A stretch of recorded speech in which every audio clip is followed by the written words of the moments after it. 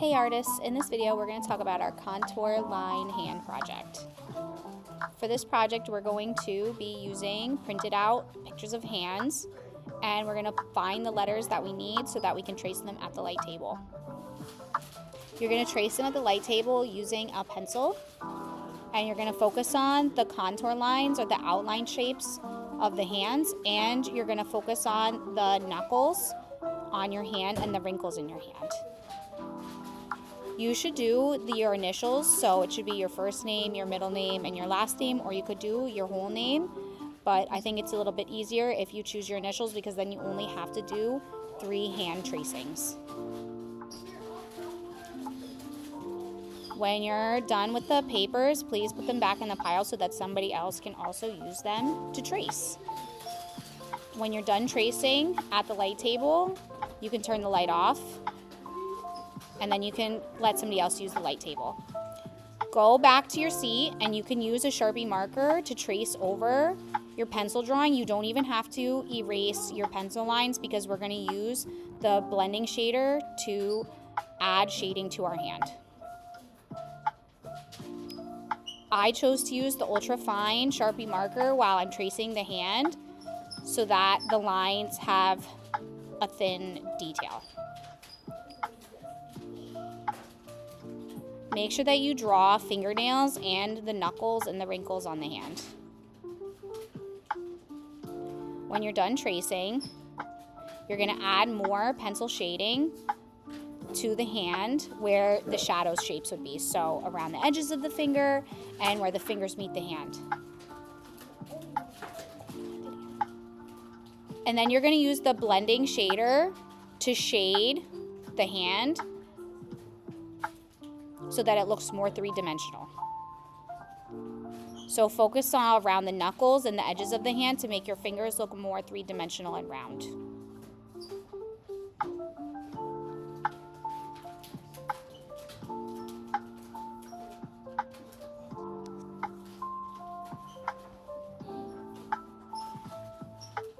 After you finish the shading, put the blending stump back in the bin so that somebody else can use the blending stump. Then you're going to get a pair of scissors and you're going to cut out each one of the hands. It's okay, you don't have to cut directly on the line. You can leave a little bit of white space around the hands.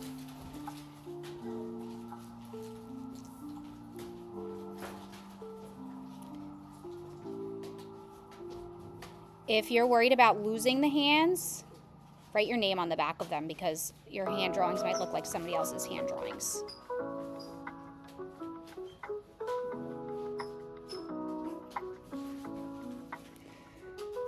So you should have at least 3 hands for your project. After you finish cutting out the hands, throw away the extra scraps.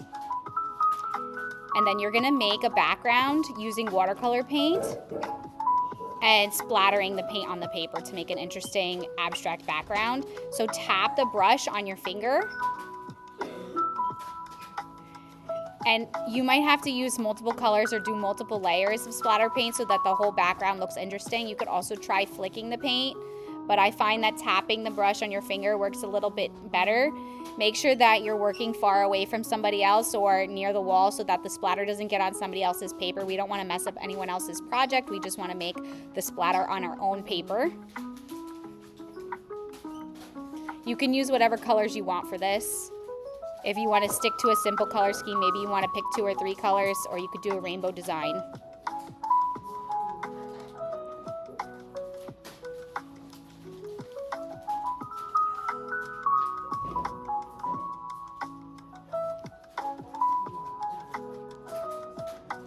Once you're done with the splatter paint, you could dry it using the hairdryer or you could leave it to dry on the drying rack. Just make sure that your name is on it so that you're able to find it once it's dry.